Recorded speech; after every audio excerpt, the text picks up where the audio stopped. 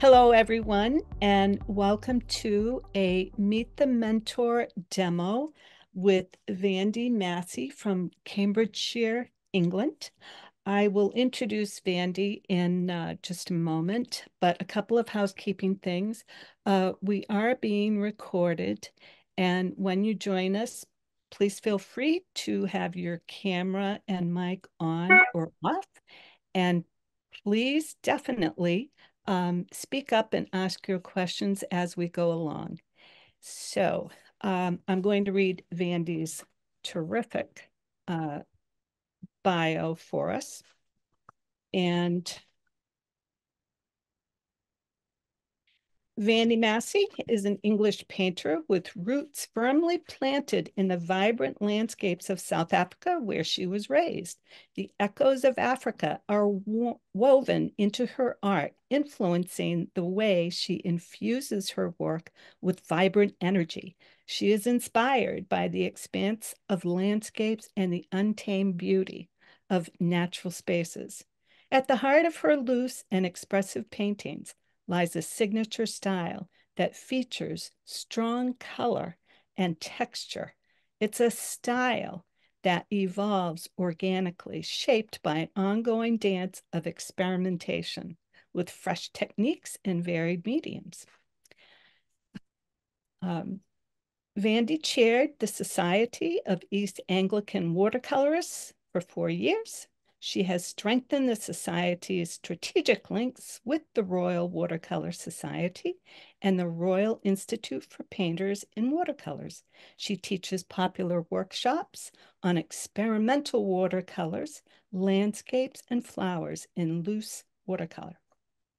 Throughout the course of her artistic career, Vandy has sought out tutors who have reached a level of excellence in their field. She has worked with painters from across Europe and the UK to continue to develop professional technical proficiency, and she believes we are never too experienced to learn something new. And I love that about Vandy. Vandy's work has been selected for national level exhibitions in the UK, and she has private collectors across the world. And this morning, or this evening for Vandy, we're in a couple of widely different time zones here. Vandy is going to be doing a demo for us, creating colors and textures and effects with watercolor using a three-step approach to how to decide to adapt your watercolors utilizing a range of techniques. And with that, I will turn it over to you, Vandy. Welcome and thank you for joining us and doing a demo for us today. It's a pleasure. Thank you for that fantastic introduction. I always listen to those and think, who are they talking about? That can't be me. Right. Okay. Talking about experimentation in watercolor. I hope the light on my paper is good enough. It looks a little bit dark, but It sure looks good from here, Vandy, and I can see some wonderful texture on that paper. okay. Wow. So I have a thing about experimentation is if you have a formula that you always follow, it's not really experimentation, is it? So I have what I would call an approach. And that approach is I looked at watercolor and said, all right, if I look at this scientifically, there are three possible things that you can adapt. You can adapt the surface that you're painting on, and that will change the dynamic of the watercolor. You can adapt the substance that you are painting. So, in other words, the watercolor itself, or you can adapt the tools that you use. So there is no point, no need to paint with a brush.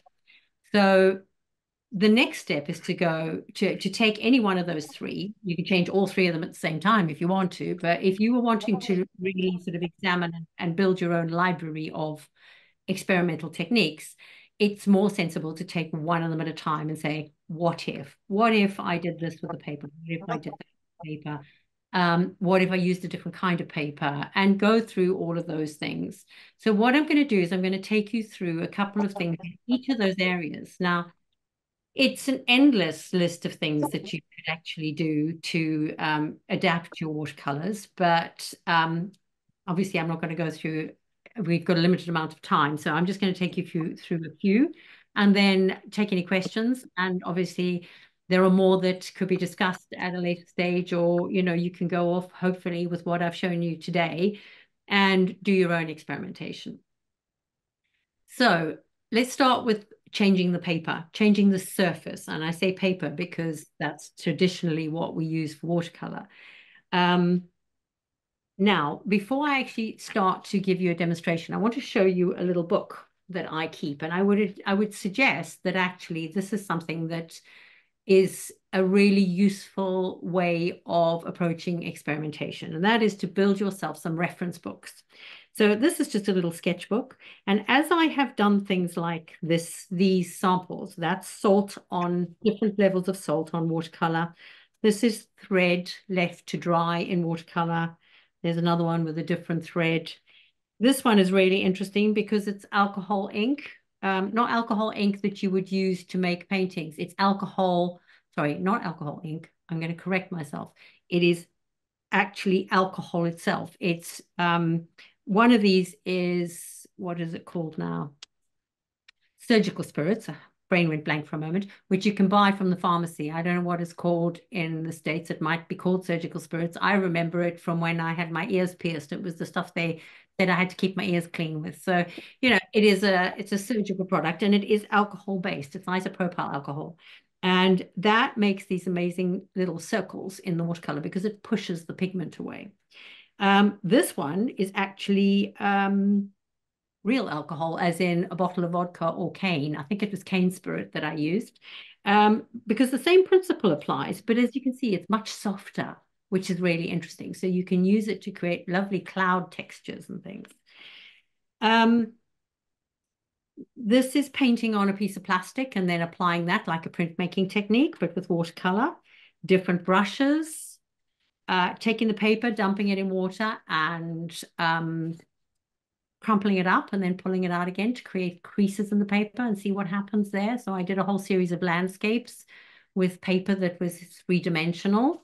So, and as I do these things, I take the samples and I put them in a book, and I write on the book what each one of them is. And so I've built up for myself, this is different granulating pigments on two different kinds of paper. That's on a hot press paper, and that's on a rougher paper. This is on a knot paper, the medium textured paper. So you end up with a library of little techniques that you can use. I'm going to show you this one. This is scrim tape. And this is combining, changing the surface with some different tools. And you get some really interesting textures, which you may be able to see better if I angle the paper. So there are all sorts of things, some of the other things I'm going to show you now. So I would suggest setting up a library for yourself, or setting up a little reference sketchbook, and you can just keep going with this forever.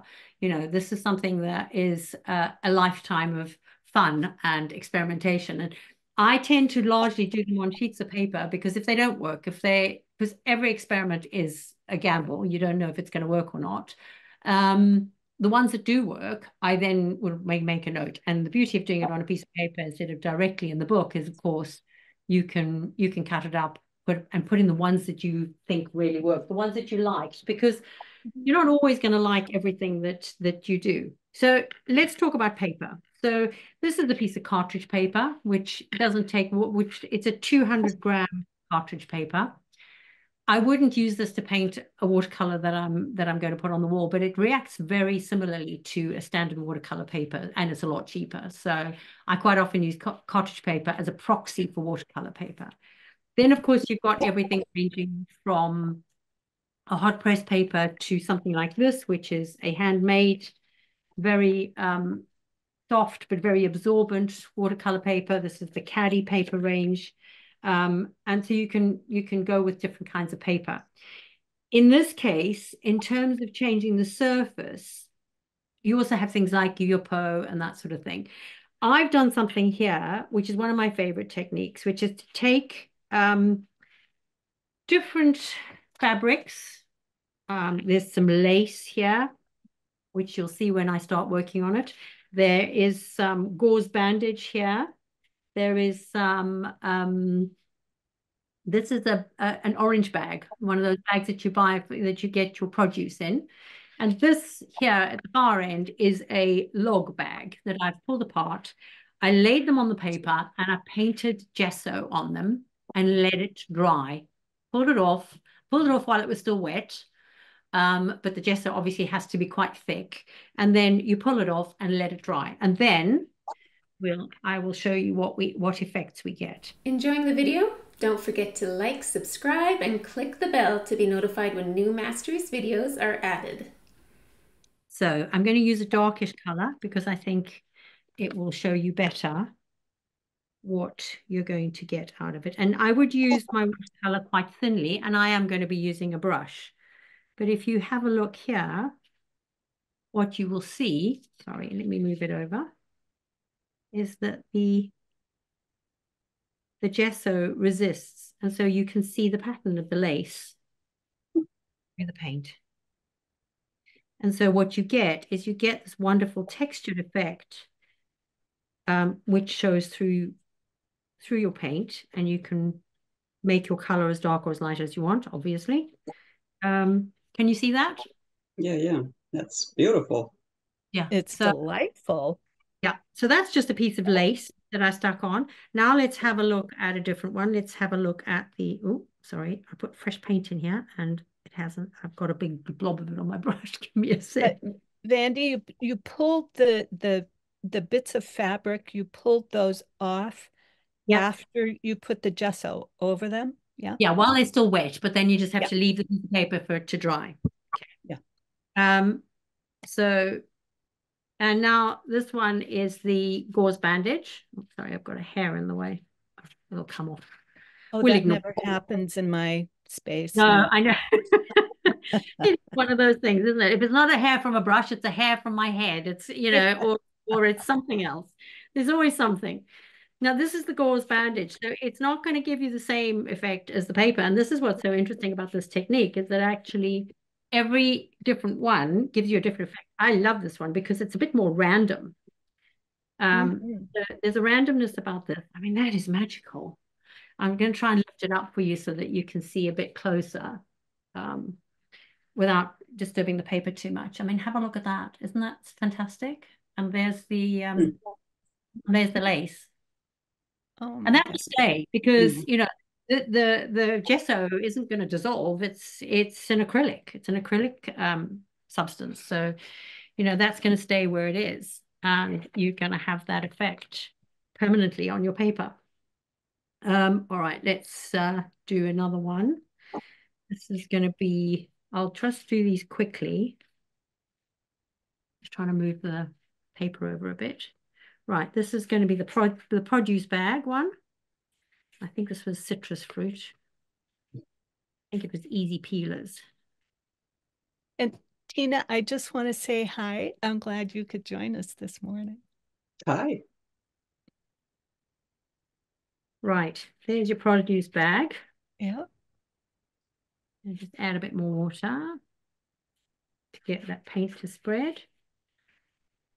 It's a bit more regular, you can see. I mean, we've got a few patches in the middle. The thing with the gesso is, because unless you take a lot of time over it, I'm going to turn my paper so that I can get to this other one. Unless you take a lot of time over it, you don't get a very regular, but I quite like that. I like a bit of randomness in my work. Now, this one is the log. I'm using a red because I obviously had a few red flash mishaps. This is my log bag, which is what I get the fire logs in. And that's got a much bigger weave. And the interesting thing about that is you can stretch it, unlike this produce bag where it's actually just kind of pressed out of plastic. This one is actually woven, which means that what you can do is you can see here, I've actually had some of the strands stretched out so that you get a different regularity. You've got these bits here, that bit there where you can see the strands have actually moved aside. And you've got a wider bit, and so you get a really interesting texture. Now, if you really want to play with this, you can actually do things like adding in another color, and you get some beautiful while it's still wet. And then you're going to get some really interesting techniques. And then the other thing I quite like to do with this is if I've got the paint quite wet, is I'll let it run and just let it run through the second color. The second color run through the first color, and you just get some wonderful, beautiful techniques and effects. So that's kind of one of the elements of changing the paper, is that, let me turn it so that you can see the others again. So you're adding something to the surface of the paper, which is actually going to give you a really interesting effect. It also gives you a slightly three-dimensional effect because you have actually added a layer to the paper. So that's the first bit. One of the other things I do is I use something called scrim tape, which I will show you. So it's really an effect of mixed media using watercolor and whatever you want, whatever you want to explore with. I love it. And it's fantastic for things like for abstracts, because if you're doing abstract work, you don't necessarily, I mean, you can use in figurative work as well, but in abstract work, it's fantastic. Now, this is something else I use. This is called scrim tape, and it's used by plasterers. And what I need now is a pair of scissors to cut that. So it's sticky. You buy it in a hardware store. And it's rather marvelous to play with. Now, you can use this with acrylic or with watercolor. So here's my sticky scrim tape. I don't know whether you can see on my finger. Right. Okay. And I'm going to just stick it down here. And just stick it lightly, because otherwise it'll tear your paper. And now I'm going to add some color. And you can see the tape is, you see, I don't know whether you should be able to see the tape there. Yes. I'm going to leave that to dry before I lift it, because if I lift it now, it's all just going to run into itself. But once that has dried, I can lift that up and it will leave the marks of that scrim tape on the paper. I have to lift it quite carefully, and I have to make sure that it is completely dry before I lift it. But that's, yeah, it's another way of getting a texture in the paper, just using something that you can buy from the hardware store. And that roll of scrim tape, as you can see, it's a pretty big roll. Down here, that's lasted me for years, because you don't use a huge amount of it, and you can actually reuse the scrim tape over and over again. I've just got a piece here that I cut while Judith and I were doing the setup. Now, I've used this for other things. As you can see, it's got a bit of paint muck in it, and I just thought, okay, well, I'll just use that piece, because it was, you know, I have got all sorts of things that I've got boxes of things next to me which have got pieces like this, and so I've used that scrim tape. Now you can see there, it's got a little bit of effect, but I have lifted it while it's still been wet. But the stickiness is gone. So I can just keep using that as a way of actually, and if I can do that as well. So once I've painted with it, I can stick it back down again, and I'll get the negative and the positive. So you just have to give it a little bit of pressure, and you'll get a little bit of a speckled pattern. And if you look closely, you can actually see the, oh, sorry, you got out of focus. You can see the lines of the scrim tape in there. Now, I didn't put very much. As you can see, I put very little paint on it, because I was just literally throwing things on very quickly before we started. So that's another way of changing the paper. I've got another sheet here. I'm going to move this away. Question of Vandy. Do you generally, would you say for your abstractions, do you generally prep your surface in some manner? Not always. It depends on what I'm doing. Sometimes it's quite handy to do things like, and this is what I'm going to show you with this one, to just kind of add a bit of randomness to the paper. Because sometimes a blank sheet of paper can be quite daunting. And it's quite nice to have something that is just going to give you that pop of unexpected texture in the paper. So what I do sometimes is I'll do this kind of thing where I put a thin layer of gesso over this paper, but I've scraped it on with a credit card. So I put it on with a brush, and then I've scraped a credit card over it. And then I've painted on top of it, but I've painted just random colors. And then I've run pencil through it. And you can see all these textures that are coming out, which is where the gesso is resisting. It's actually pretty flat. There isn't any 3D element to it, because I put such a thin layer on.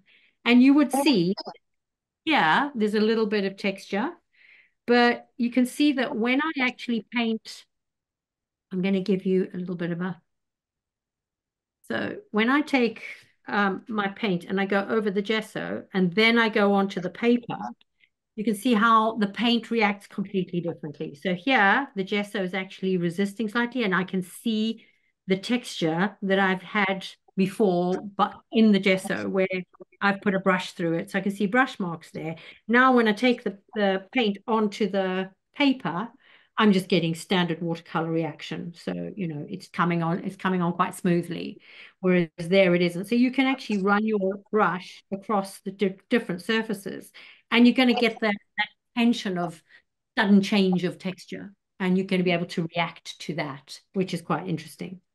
So this, and the other thing I've done here is I've actually got some writing underneath it. And so you can put some writing down. You can either do it under the gesso, over the gesso, paint on top of it. You get that lovely, in a sense, it's giving you a little bit of that layered effect that you would get with acrylics, but you can still do it with watercolor because you're mixing it with something like gesso, which is in fact an acrylic, but it's how you use it. So that's just a sheet where I've just done different things with, and on top of a very thin layer of acrylic, and I've only of gesso. I've only put the gesso on this side of the paper. This side is completely clear. So I can continue this piece of work, and there's some gesso right up to there, which I can see, but you may not be able to see it there. And the other thing is obviously I can make some. Where gesso is quite interesting as well is if you put water on top of that watercolor, you'll create a bloom as you normally would, but that bloom will react slightly differently. Mm. And I'm a huge fan of blooms. I think they are marvelous. I don't know whether, people have different names for them. Some people call them cauliflowers, some people call them blooms, but, whatever you call them, I love them. I think they're wonderful because they are random and really beautiful. And with the gesso, here's another aspect of it, which is quite interesting, is that I can lift that water. Look how that lifts. Right. I can lift it really well, whereas if I try it there, I don't get as much of lift. Mhm. Good And you see point. the difference. So there, I'm just getting a very soft lift. There, I can pull that paint back quite a lot. It's dry. So if you let it dry on top of the gesso, does it just dry completely? And It'll dry completely, but I can still lift it to some extent. This has been like this for ages. It's been like this for, I don't know, months. If I just, you have to work it a bit more. But if you work with a bit of water, you can actually see how much that will lift. Wow. So the paint is dry. I can touch it. I can do whatever I like on it, but I can still lift it. And if I put water on it now, it will give me a bloom. Just the same as any other watercolor. But the drier it is, the longer it will take to react. So you buying yourself a bit more time on it, and it might be easier to paint over. So here, where I've painted over this line of red, you can see there's more integrity in that line than you would normally expect by painting straight over watercolor on paper, because it's been dry for a long time and it's on the gesso. So, you can do quite a lot with it. You can lift it after a long time with a bit of scrubbing. There, I've put water on it. There, I don't know whether you can see it, but there is actually a puddle of water on that. That will eventually cause a bloom, but at the moment, it's not actually doing anything with that watercolor paint. It's just sitting on top of the paper. So it depends on the paint that you use. And it is one of those slightly frustrating things. The answers with watercolor is it depends, because when we're experimental, it depends is actually quite a frequent answer, because it depends on which of the experimental aspects you're actually engaging with. So, this is a function of how long this has been sitting there and how much water I've put on. Now, if I put a little pressure on that, if I work that, it'll come up very quickly. But if I just leave it, it will make a bloom, but it won't be as strong as it would be just with normal, watercolor on paper. Because the thing you've got to remember is on paper, the water is seeping into the paper and it's coming up from underneath as well. The paper gets wet. Whereas with gesso, you're blocking the paper from getting wet. You've effectively put a non-porous surface or only mildly porous surface on top of your paper. So it's not absorbent in the same way as paper is. So, right. So that's basically a piece on I'm just looking at our time. We've still got time. That's cool. On changing the surface. There are other things that you can do to change the surface. You can put masking tape on it, and you can use masking tape to make different shapes, and then paint and pull the masking tape off and use it as an alternative to one of the things I really, really don't like personally is masking fluid. Either the blue or the gray. I just find that the paper lift, I use it for very fine lines, but I actually find these days that unless I want to keep the paper white for very fine lines, I haven't used masking fluid for years, because I far prefer to use these sorts of techniques where I actually, run something through the paper. So if I take something like, which is something we use in the tools section, a Cola pen, and I run that through, I can make a line for myself through that. Now that line will actually come out as a very fine line, and it will eventually you'll see a lighter line coming through that red, because I've pulled the water with this tool, and it'll give me a very, very fine line. Right. So I've found ways of getting around the masking fluid thing, only because I have personally, I just don't like using it. It's obviously a very helpful tool for a lot of people. And, it's the thing that a lot of people would use. I just don't particularly like it. It's a personal thing, really. So that's our sort of playing around with things on paper. Hang on, I'm going to actually use this piece as well. Now let's look at some of the things that you can add to watercolor. So one of them I've already talked about, which is the alcohol, and I'll show you how that reacts. I just forgot to get the bottle of it out. Give me 1 second. Here it is. Everything's at hand. This is alcohol from the kind of alcohol you would drink, but quite high percentage. And this is my surgical spirits, which is, I don't know whether you can see it there. I'll hold it down here. It's from the pharmacy. Now, what I need to do with this is I actually need to put a relatively thick layer of paint. So in other words, milk texture. When I say thick, I mean not very watery. Okay. Right. I've got something on the paper there that's resisting the paint, but it isn't the alcohol. It's obviously something that I've left on the paper. So if we now say, this is the softer, will give you the softer effect, believe it or not. So although you can see these big circles coming in now, and it's marvelous because you can make little, actually, as you leave that to dry, it'll soften. And you'll get an effect that looks more like those pink and orange clouds that I had on my example. And now I'm going to use another piece of paper for the other one, because no, I've got a bit of space here. So if we now use a different color, and I use the surgical spirit, let's use the Perylene Maroon.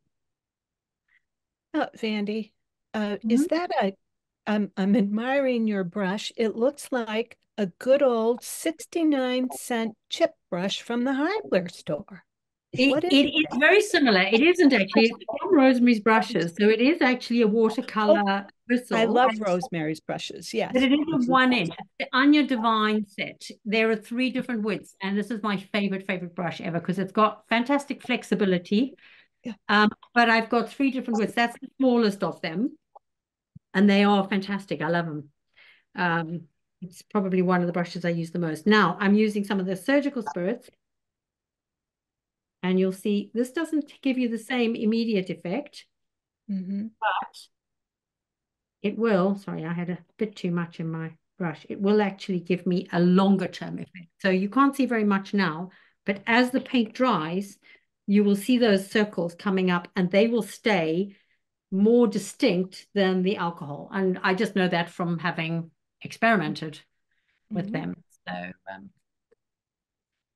sorry, let me just get these out of the way. So those are another 2 things that we can use. And now there's another what if. I'm going to move this out of the way now. I have my favorites, I have to say, in terms of technique. So let's use this. And have any of you used soap? This is a good old bar of bath soap. Have not. Not with watercolor, no.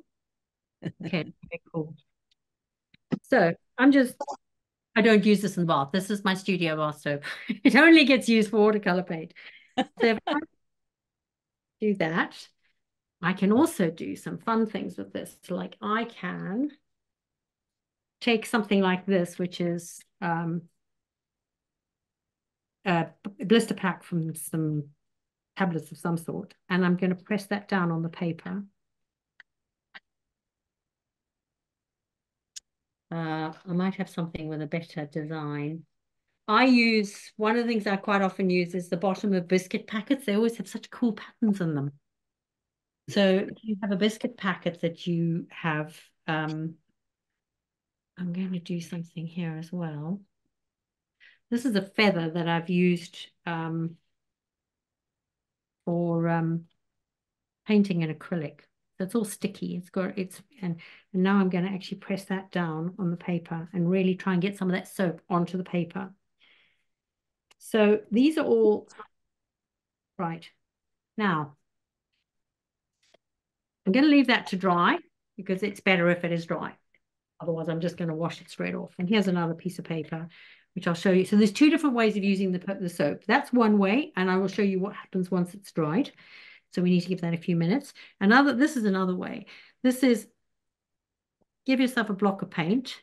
Now, if you want to get a really interesting resist on this paper, one of the ways to do it, now I'm going to change brushes here, and I'm going to use a brush with a thinner edge, is to actually just paint the soap through the paper. Put wet soap on your brush and just drag it through the paper, through the paint on the paper. And you'll see it isn't as, it's not as distinct as some of the other techniques we've used here, but it does actually push the paint away. The other thing I quite like doing is just doing, that doesn't work with this brush, is putting a drop of water with the soap. And for this, I need a brush with a big belly. I can drop it in because I've got some green in it. You'll see as that dries, we'll have some really interesting effects where the soap, you can see there where I ran the soap through, we've got a soft edged line, which is going to stay like that. That paint won't flow back in where I put the soap down. It'll stay pushed away. So that's one demonstration of the soap. I'd like to leave this to dry just a couple of minutes more so that we have a better effect.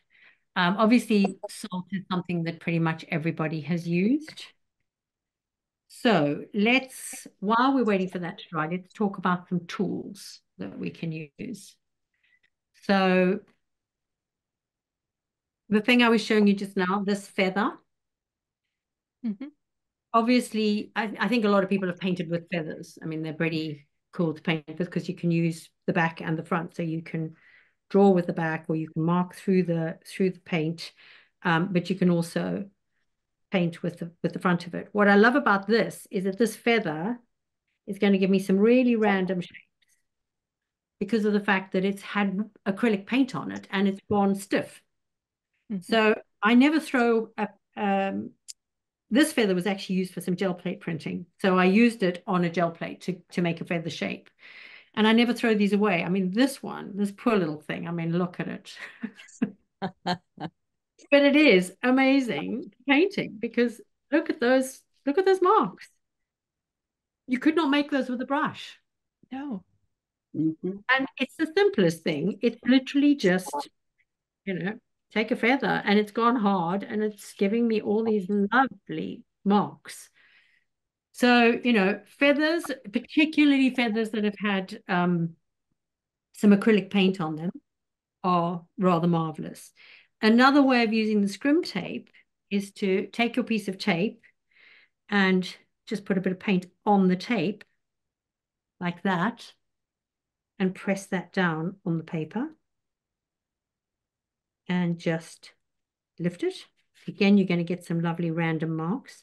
And what I like about this is a sort of combining printmaking technique with watercolor, is that you can do it more than once and you'll get slightly different effects, because it will depend, obviously you're getting less and less paint on it. Now you need a light touch, but you've got all those lovely marks.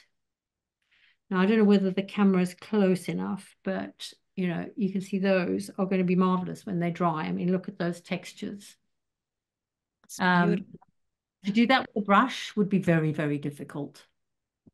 So that's another thing that I quite often use. I have a jar full of sticks on my. This is one of my favorites as well. This stick just has a piece of old masking tape stuck to the top, and you literally squish it on. It's just, and periodically you can take it off and put another piece on. But if you wanted to make random marks, you literally take your blobby masking tape and put it in your paint and just roll it across the paper. And you get some wonderful marks. There you go. Literally, I mean, I'm all for tools that don't cost you a fortune. This cost me nothing. It's actually a skewer. It's a barbecue skewer with some masking tape at the top. That's it. That's all it is. And this has been going for, you can use it with ink, you can use it with paint, you can use it with anything. You can use it with, if you do decide you want to carry on using masking fluid, you can use it to make random marks of masking fluid as well. So, it's just a randomness tool, frankly. So these are all the feathers. They all give you different qualities of mark, which I think is the interesting aspect of it, is depending on what you want to do, you've got lots of different things. And I tend to look around my house and go, what have I got? Oh, this is a very, very neat home that I had for when my children were at preschool, when they come home with horrible things in their hair. And I haven't got a big enough palette for this, but if I were to put some paint along the edge of this tool, I might actually get an interesting set of lines like that, which I can also drag through paint that is wet and get that kind of effect.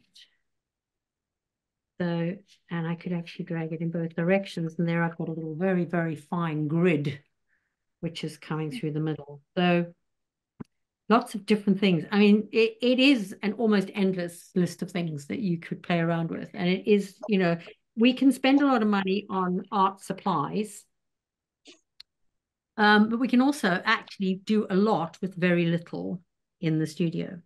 So this is, my brush isn't terribly clean anymore, but I'm just putting some, it's got a bit of green in it, a bit of blue in it, so it's coming out green, but that's just a layer of paint. Now, if I want to get a speckled texture, I can take an old nail file and this is an Inktense pencil, but I can take either Inktense or watercolor and an old nail file, or an emery board or a piece of sandpaper. Oh, I love that idea. And as long as your paint is wet enough, you'll get the little speckle, very fine speckle. Can you see?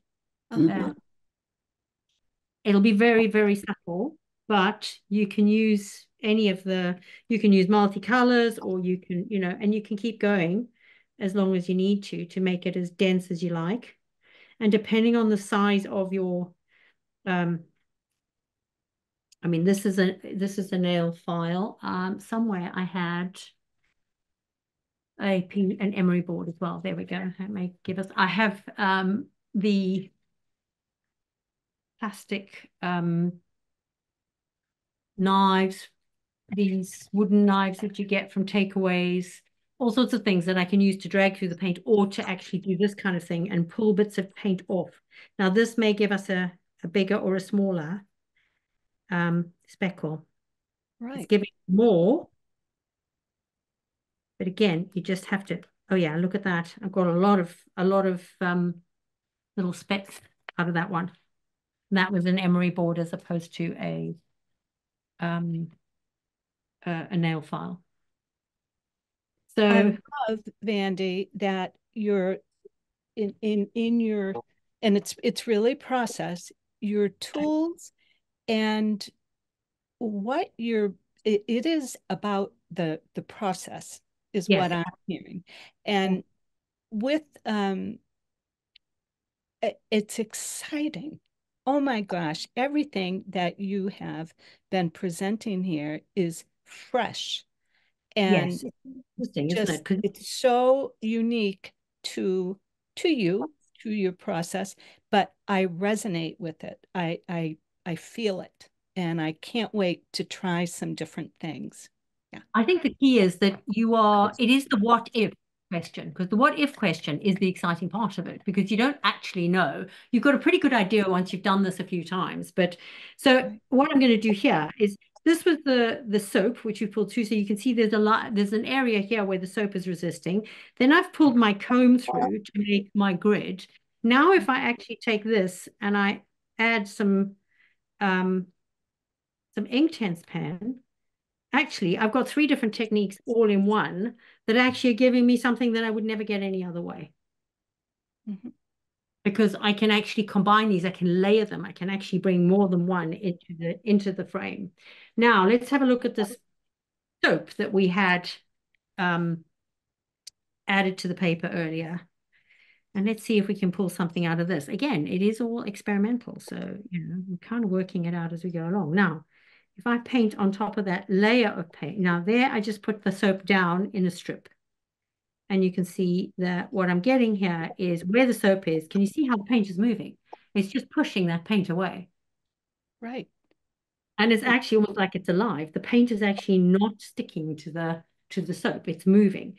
Now, if I take this and I go, well, actually, let's see what happened where I put in where I painted on top of the tablet pack.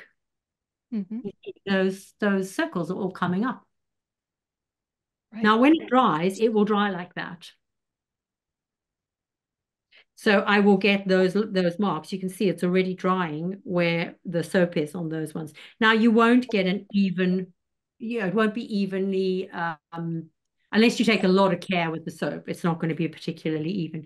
And now if we go, if we do the feather, let's see how that works. And there it is. Yeah. Yeah. There's the feather emerging. Yeah. Wow. So soap is actually quite fun to work with. There's a lot of very cool stuff with soap. And talking about pressing things in, should I find where I put my book? Now that I've gone through a few things with you, you see that's a soap effect, this red one here, where I just painted it on.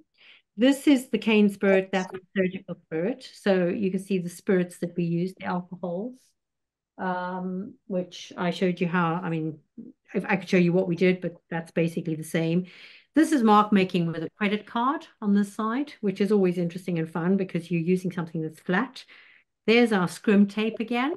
Mm-hmm. And the one I wanted to show you is this one here. No, wait, where is it? It's in here somewhere. Here. So this is gesso with the bottom of a biscuit packet pressed into it and then the paint on top of it. So this is where, again, you're combining technique. So what I did there was I painted the gesso on. While the gesso was still wet, I pressed the bottom of a biscuit packet, which had these circles. It might have been a chocolate box, one of those, the plastic packs that you get them in. And I pressed that in to get, in fact, I think what I did is I cut one of them out so that I wasn't getting the whole set. I could just use one as a tool. And you get this lovely circle with these little indentations in the middle. And then you paint on top of that, and you're going to get this fabulous texture. So it's an endless, exciting, adventurous trip doing experimental things with watercolor. And all you have to do is ask yourself, oops, excuse me, that what if question. This is one I was preparing when we were doing the setup, and I just literally threw it together, and I have no idea how it's going to work. But I just took a piece of string and a piece of sewing thread, and I dropped them on the piece of paper, and then dumped three different greens on it. Now, this paper is not particularly good. It's a watercolor pad, which is very thin paper, but I just happened to have it next to me, so I grabbed it. So this is not what I would ideally paint on. But as I lift it up, you can see the marks. It's not 100% dry yet, but it's dry enough to actually leave those marks. So, that's another way of actually making some marks on watercolor paper.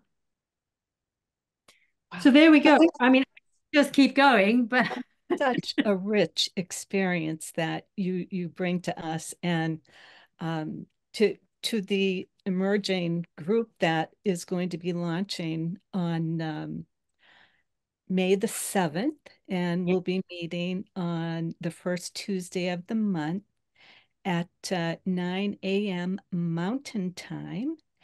And it's going to be it is going to be exciting, and I'm very, very pumped for it myself.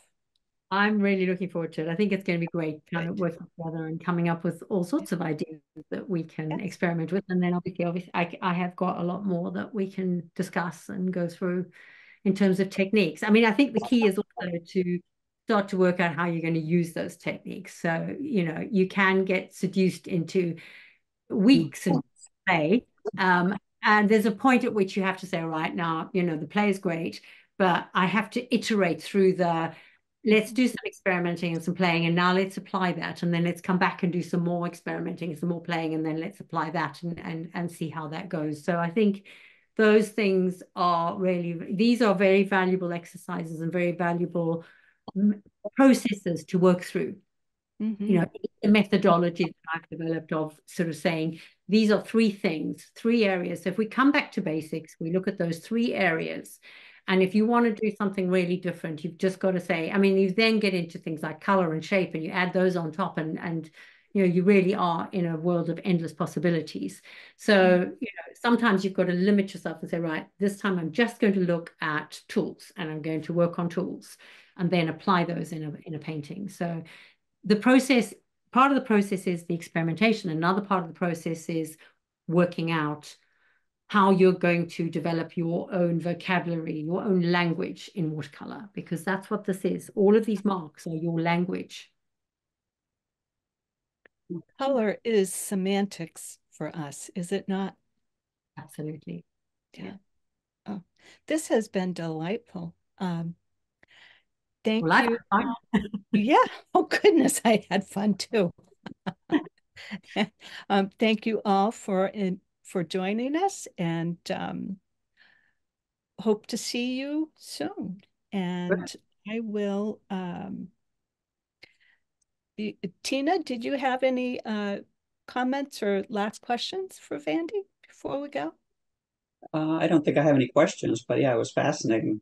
I mean, I've painted with watercolors for a while, but never done this kind of experimentation. So it was very, very interesting. Good. Well, I hope you have fun with trying a few of these things out yourself. I hope so. Yeah. Great. All about the process. Yeah. Thank you. Oh, okay. You're entirely welcome. Glad you could join us. All right. So I will say goodbye for now. Okay. Bye. Bye, Tina. Great. All right. Okay. And I just got to clean up. Yes. Vandy, excellent. Good. And well, I hope people find it useful. Yes. Yeah. Good. All right. I'll follow shortly. So yeah, I mean, presumably it gets put up, and then we'll see where we go with that. Yeah, it should. This is a Tuesday. I know that for whatever reason, they are swamped with editing and preparing demos, meet the mentors. So I really cannot suggest how soon it might be, but I will be advocating for us. Okay, perfect. Yeah, yeah. All right. Great. Have a Yeah. splendid evening, Vandy. Talk Thank to you you. soon. Yep. Yes. Bye-bye. Bye.